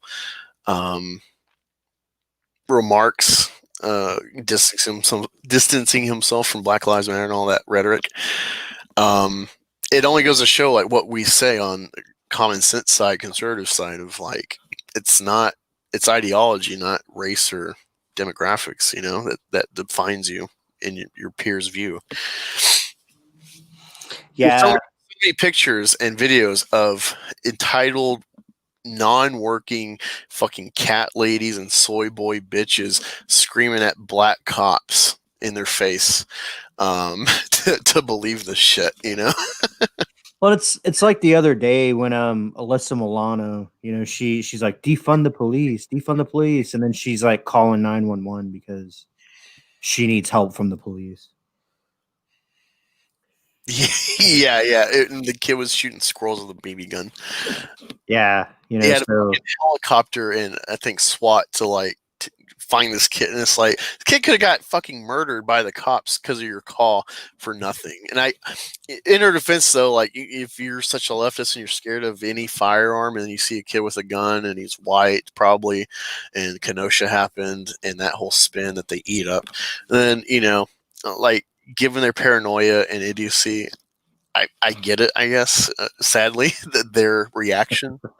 So well, it's another thing. Biden and Obama and Clinton and all those of their ilk are very vehemently anti-Second Amendment, yet they are protected by armed guards at all times. These people never actually give up their protections and their privilege, despite the rhetoric that they, like I do believe government's purple, not really red and blue. It's just like what shade are you and who can you sell yourself to? Because like Trump 20 years ago would have ran Democrat, More than like, he was buddies with Clinton and stuff, and Jesse Jackson. He sure was. He's common sense. And he's a businessman, so like his republicanism is just common sense. What's good for the nation. But he has that good history, that heritage of Lincoln, Reagan, Eisenhower to follow in the footsteps of. So, and we have the official count here from Lion and Cub: 73 interruptions, 73 Trump interruptions in 90 minutes. What does that work out to? That's like at least every minute and a half, maybe minute 25. Something like that. Yeah, it felt like it was definitely noticeable, but it was entertaining and one for the ages. I honestly like this. I can't wait till maybe next term Kanye runs. Oh shit, that'll be awesome. Fucking Kanye. I wanted to throw my phone out the window and shoot it like a disc in the sky when I heard that Kanye was fucking running. That motherfucker has no business running shit. Hey, I'm just open the floodgates. I want to see Cardi B. I want to see fucking Justin Bieber. Well, I don't know. His cabinet, yeah. I want. Oh my god, yes. Like he tries to Kanye gets the presidency and tries to kind of reach across the aisle. So he brings Snoop Dogg as Secretary of State or some shit. Dude, could you imagine Kris Jenner all over the fucking White House? No. God damn. Going back to the debate though. Raise a militia. Taxes. All right. So, they kept trying to he's trying to really hit Trump on, your taxes. Did you only pay $750 for 2 years on federal income tax? And Trump went in details I've paid $27 million 1 year and 38 the other year in taxes. And Biden's this is why if I'm president, I'm going to change millions and millions in taxes. Yeah. Biden. Well, it's funny. It shows you how ludicrous the left is because it's oh yeah, well you got away with this as a businessman because of tax code, so I'm going to change it because you got it. He literally said that, and it's Trump was saying he's good, yeah, sure, but yeah, change the tax code so it doesn't give ridiculously wealthy guys that it the proportion I'm paying doesn't equal out to what someone less, lower income would be paying out if it was same proportions. And Trump was agreeing, yeah, it needs to be changed, but I took advantage of the shit you enacted, motherfucker. He's he kind of it didn't make it a great point to really hammer home, but he did make a point where it's I took advantage of the shit you and Obama put as tax code. Your administration approved this shit that I got to get away with $750 on my Fed income tax. That was hilarious to me. It's just undercutting him. There was a lot of right from the beginning. I noticed Trump was doing a lot of good little jabs at him just to get under Biden's skin. And you see where he's "Oh, shut up, man," and then he's this clown. He's "Oh, this person." That was purposeful when he said that.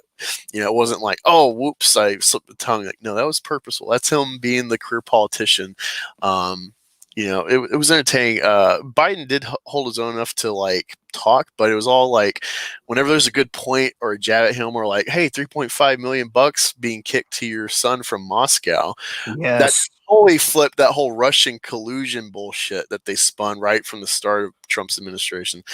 That was funny, and I can't wait to see where this Hunter Biden investigation stuff goes. It all will tie back to Papa Biden because he was the guy running the show for this assistance to Ukraine, and someone that I think was investigating or could investigate, and he was a hard-nosed lawyer, could investigate Hunter at the time. He made a condition. It's we'll give you the money, but you fire this guy. You destroy his career. A lot of weird stuff that and then he even insinuated we got these tapes, Biden. We got these tapes of crooked Hillary and Obama, and even you pushing these ideas. We got it on tape. So he's I can't wait to see what comes out of this. And one of the first things I saw for the debate on Twitter was they were I don't know, it was about Hunter or something to do with investigations. They're U.S. intelligence released this thing, but Mother Jones and Politico have fact checked it and it's discredited. It wasn't accepted by Senate or whatever. And I'm I'm not going to believe a fucking newspaper with an agenda over what U.S. intelligence just released. That makes no fucking sense. I'm not going to believe your fact check over U.S. intelligence. Come on. Well, it's interesting to me too, the rules of the moderation, right?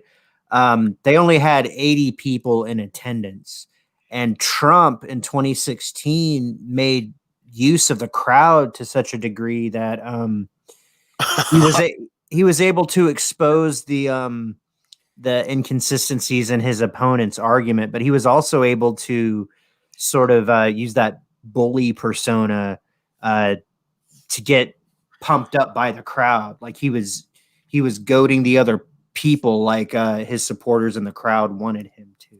Yeah, no, he Right? definitely brought the dragon energy. That was great. Yeah, but like whereas there's only 80 people here, they can't really work the crowd the same way.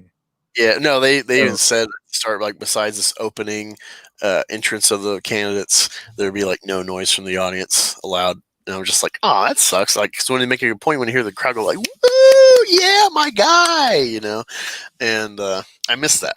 Because like last time I only seen clips, but last time like Trump, Clinton's like blah blah blah blah, and he's like he just undercuts like it's like that's right, you'd be in jail. right. And it sort of reminds me of like religious fervor, like how priests or even like rock stars or something, they work off the energy of the crowd. And that energy source was lacking in this particular thing. So and they're saying it's COVID and blah blah blah, but they tried to create a more subdued atmosphere. But as the Oh, it definitely works in conversation, my favor because there would be a lot of like ooh moments of like nailed them. Um, God, grandpa fucking weirdo, yeah. there And were so many times. I saw a meme and it's like, who do you want to vote for, grandpa fucking weirdo or asshole TV star? You know. Yeah. Oh, dude, that was funny. The meme that we've made making fun of the leftists, where it's like, let's get rid of cops and have hashtag call us social worker, and James Woods, among others, has made that popular as a mockery of like, why didn't someone call a social worker? And Biden literally fucking said like, oh, Trump wants to defund local police force by like $400 million, I assume of federal aid for different places, which I don't know the extent of that. If that, I assume with law and order stuff, Trump's probably just reallocating funds to like better police force. And law enforcement at higher planes than just local.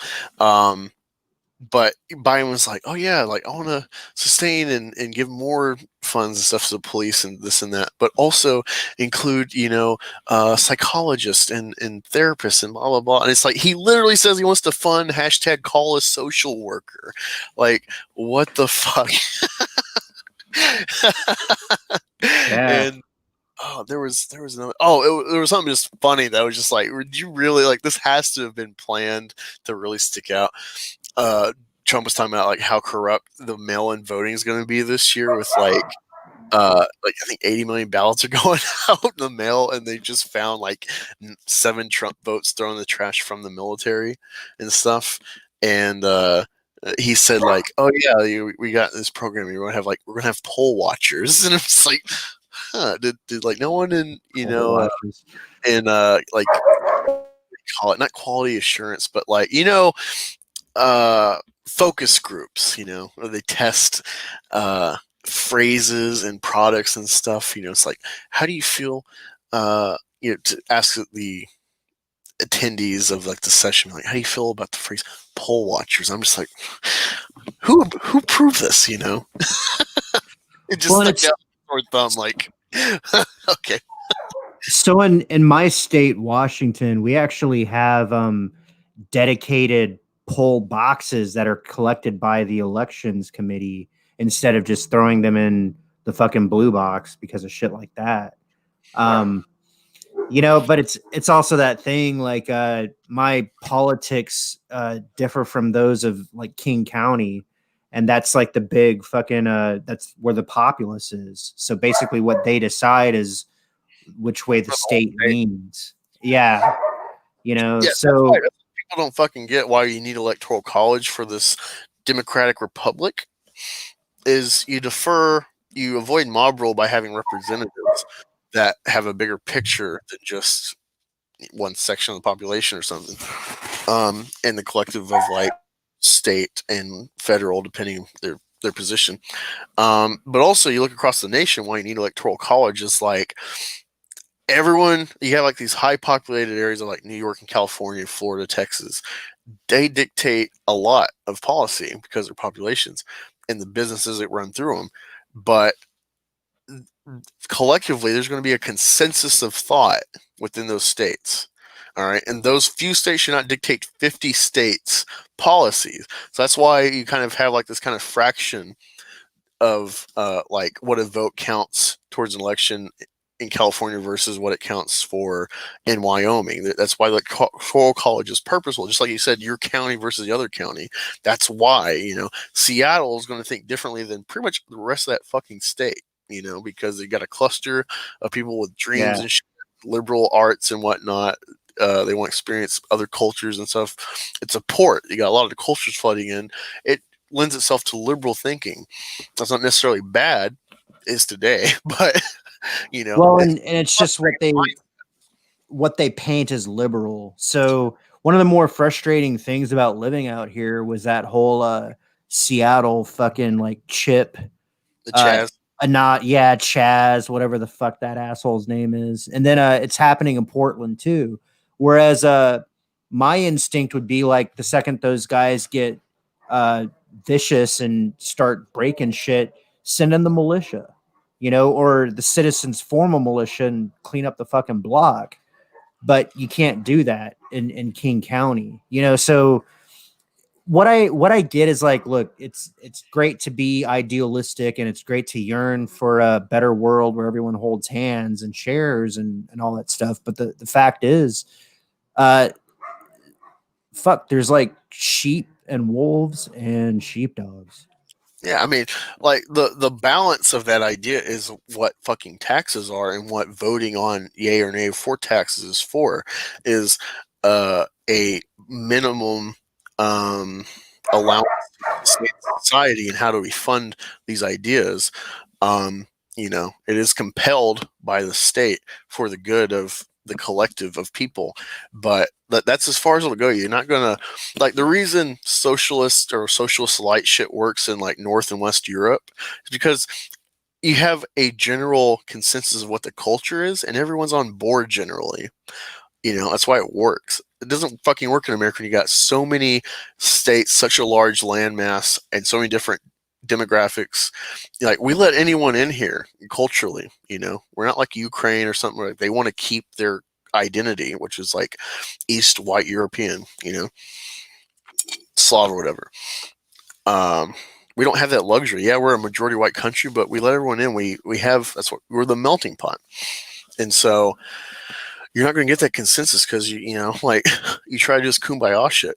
Muslims are going to buy in. They'll vote for your people just to tie their agenda to the contradictory agenda of like the norm, but they're not really your fucking ally. That's why this intersectional shit always eats itself. Black Lives Matter. Yeah. Next day, Black Trans Lives Matter. Where it's like, yeah, they matter, but really trans lives matter more within blacks. And then you divide black men and women, and it just fractures. And you're never going to get this kumbaya bullshit without a radical, violent revolution. And I don't see it happening because the people that actually can enact and defend and whatnot are the people that don't want it, gun owners. Well, and it's one of these things where like these leaderless movements, it's a human fucking thing where you're just gravitating towards a dominant personality and you want to follow somebody who has a plan and all that kind of shit. And these sort of Seattle, Portland things get easily co-opted by people with agendas that have nothing to fucking do with kumbaya. They want to transform the country into their ideal, They just haven't done real socialism. right. That sort of thing. Like, well, yeah, socialism don't work over there because they didn't do it right. Well, my fucking forefathers didn't die in foreign wars to keep that shit out of here for you guys to come over here and say, let's try it out here. Go somewhere else. Exactly. Okay, so that's something I was going to address. I can see why Trump kind of got like stumbled with his answer on that white supremacist thing, because fucking Wallace loaded that question where he's like, will you denounce white supremacists and militias if there's a question about who won the election, if there's civil, or will you denounce civil unrest from white supremacists and militias? And it's like, wait. Like, you can't militias conclude aren't the a fucking two. race. Militias formed by a collective of thought. Well, militias are constitutionally protected, and to equate militia with white supremacy is very irresponsible of whoever the fuck wrote that question. Instantly, that brought to mind Kenosha and the Spin, and Louisville recently. Breonna Taylor were militias coming in Ohio, and are from Ohio and Michigan and stuff down there, and generally they're white because that seems to be the general way of things in the Midwest. You got these people wanting to riot, but then they're freaking out like, fuck you, blah, blah, blah. It's like, you're just mad because there's people with guns that are going to keep you from burning the city down and they are burning the hospital down that's treating the cops that have been injured from your fucking riots. Yeah, I'm totally for militias helping protect, because you got this state now in this country, in these cities where this is happening, where people are having to protect themselves because the cops have to divvy up, like, all right, where are we escorting EMT or firefighters to safely save people and not be mobbed themselves for doing their job? Is to protect people. And that's why that Kenosha shooter was able to like walk to the cops. He saved himself, and then he's like, hey, I shot this guy, hello, and walked up to him. Like, everyone's like, oh, it's because he's white. It's like, no, it's because he had his fucking hands up. He went straight to him like, hey, I killed a guy. I had to do this. Self-defense. Yeah, he turned himself in versus trying to run, trying to hide, being, stood up by the cops and then trying to retaliate or something. That's why he didn't get shot. It's nothing to do with him being white. I hate this fucking spin, What's funny is all of this stuff. There's people in Phantom Menace or outside like, oh, Menace is just going political, this and that, and they look up big channels and stuff as a consensus, and it's like, well, yeah, it's gone political because we've been fighting this fake news shit with just about Star Wars, with this isms and phobes bullshit, because we didn't like a movie, because you loaded it with minorities as a shield that you didn't use them well against shit storytelling narratives, and push a narrative. Yes, you shield yourself with minorities and say you didn't like it because of this. This has no one listened to us, and now it's flooded into real everyday shit where it's like they make fake news about Trump saying he called military losers and this and that, or he told the Proud Boys, these white nationalists, to stand by on purpose, and it's come full force. I've always said, you address this shit in pop culture, or you nip it in the bud, or it floods into everyday talk and ideology, and this is exactly what's happened. Well, that's the thing. They want to farm our imaginations and try to normalize that way of thinking, so that when it comes to the poll, you'll vote the way that the policymakers want you to vote. And back to like Portland, they gave the police such strict limitations with crowd control. Like, it almost reminds me of bullshit rules of engagement when it comes to armed conflict. You can resist, but you can only do it this way, or you can protect, or you can engage, but only this far. Yeah, under Obama, you pretty much had to get shot to return fire. That's one thing. I was talking to a coworker today. That's the one thing for sure that needs to get fixed with cops, is they have like no impunity, and they get protected. All you gotta say is like, I feared for my life. You get like, I haven't looked at the details, but there was like a call by a mom like, hey, my autistic son's having a fit, please help me, and they fucking unloaded 11 rounds in this kid. He wasn't That's hurting anybody. fucked. He was just freaking out. Of course, it's not getting covered because I think he's white. But that type of shit, like, it's autistic kid. Like, what the fuck's he doing? He didn't, from what I've read, he didn't have a weapon or nothing. He's just freaking out, and they unloaded a magazine pretty much into him. And all I gotta say is, "Oh, I fear for my life." Or like, there was this one guy a few years ago. He was an exterminator, and he had some girl in his room, and I guess he was showing off his guns or whatever that he has to like shoot coons out of a tree or whatever, if you can't get them. And someone called the cops, and so they're like, "Oh, he's got weapons." And then like they made the girl crawl to him, and then the guy was crawling to him, and it seemed like he was probably just trying to pull his shorts up. And the cop did give him clear instructions, but the dude was drunk and they knew it.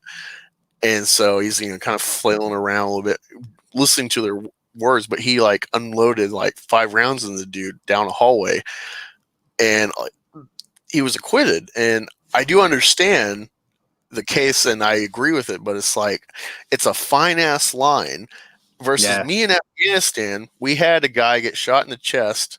He lived. But the Taliban got by the Afghan police checkpoint because they were in burqas, all right? And so they thought they were women. They don't touch them if they're not theirs. And they got by and they shot one of our guys. And so that's fresh on the mind. I'm on guard. A woman walks around the corner. It looks like she has a gun barrel under her burqa. So I fucking point my gun at her. I'm screaming at her, open up her burqa or show me what she's got or whatever. And she does. I had the restraint in a 360 combat zone with IEDs and suicide bomber potential to not pull the trigger on a woman out of legitimate concern and fear. And yet a cop can literally pretty much execute someone, and they can get off. And that's the one thing that I can agree with, like cop reform or something, But well, and to me, it seems like potential cops should get more screening or more training or something like that. There is some good old boy shit going on still. But I hear you, man. It's a hard edge issue. We need people to restrain the riffraff elements, but when riffraff elements are part of the law enforcement, how the fuck do you weed that out? And perhaps that's where the armed citizen or the militia can come in and help. It's fucked up. They talk about disarming us, but how the fuck are they going to do it? They're going to use their guns. Well, that's the thing. Like, it's going to get to a point, especially with Biden and these people getting it, because he's a fucking puppet for. Oh yeah, you can see his strings easily. Yeah, Harris and company. He's just a puppet. As soon as he gets in, maybe a year in, they'll call him unfit for service, and they'll rank up Harris, and it's its own little coup within a coup. Oh sure, absolutely. So overall, did this debate sway you in any way, or did you go in thinking one thing and it confirmed your thought? Or well, it was definitely a surprise how it unfolded. Surprise that Biden was able to withstand mostly. Not well, but he's able to roll with the punches. Anytime he was kind of grilled and caught in a corner, he would just look at the camera and be like, "Go vote, vote, vote." Yeah, he's like, "I'm talking to Americans about American shit." Americans, 200,000 dead, and it's like, dude, even that fucking number is fraudulent because every person that dies with corona diagnosis, 96% of them had some other condition. So someone on stage 4 cancer dies of corona contraction. They count it as corona. Sure, it can weaken your state, but you don't know how many of those contractions that died were actually resistant to that disease and were just carriers. And so it's all fraudulent. This is all political in an election year. If this was Obama, and I'm not saying because the leftist way, but if it was Obama, they'd be like, "Wow, he's done so great. We've only lost 200,000," versus they try to like, "The blood's on your hands, Trump." And it's like, you fucking impeached him and he still had the sound mind to do some action to stop this from getting worse. I do think it's a lot of fake news. 200,000 dead with how free range, even with the lockdowns, America is pebbles. It's grains of sand on a beach. It's nothing. If everyone's just like, oh, it's uptick in flu deaths. No one would bat an eye. No one would care. But it's political, and you got the spin of, oh, it came from China, so it's racist to point out that it's from China. He called it the China virus. Yeah. Yeah, I love it. It's right from the get go. He's like, oh, you can thank China for that. And it's like, bam, China virus. Yeah. China is asshole. Are you planning on watching the vice presidential debate with Yeah, Pence and Harris? I've never really seen Pence, and of course, this is one thing Trump should have really got on Biden. Is like you got a running mate who before, when she's run against you, agreed that you're a rapist and pedophile, and now she's your running mate. And now she's your running mate. Yeah. That should have been a point that he could have really hit. That's well established. That literally Harris was sort of asked this kind of stuff, not by Colbert on a stream. He didn't directly say like, oh, this stuff about sexual assault or whatever, but she's like, oh, it's a debate. It's a debate, that's that point, especially with the Me Too and that shit, and you're trying to pander to like the women's reproductive rights and Me Too stuff. You can't pander that and agree believing women that are supposedly assaulted by Biden and then be his running mate and ignore that. That's crazy shit, man. Trump, Yeah, and I watch these two guys pretty closely. Like I say, I don't have any particular political affiliation. I just evaluate them on an individual basis, just like I would anybody else. I've seen how Joe Biden conducts himself both in the past and now.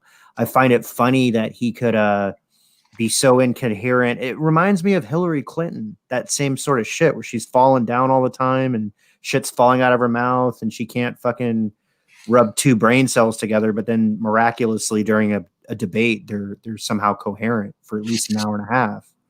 They do this in the NFL. Do you not think with all the wheeling and dealing with these career politicians, they don't have people juicing them up for this stuff to be ready? Get them some right. It's nothing. It's not even me dissing politicians. It's just like they play a role, especially watch like House of Cards. I know it's a fiction, but I think it reveals a lot about just like the inherent corruptness of being this high up in politics. That's the only reason I love Trump. That's why everyone hates him. Not even the spin of racism or misogyny or whatever, blah, blah, blah. But the fact that he is not of these people. He is a guy who's on his own. Yes, he inherited some wealth, but he's made a name for himself with money. And he was like the gold standard. He was the new Rockefeller for American iconography for rich people and stuff. And like, the pinnacle of success.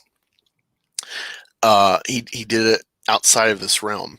And now he jumped into the swamp and he didn't go through the trials. It's a lot of a political elitism.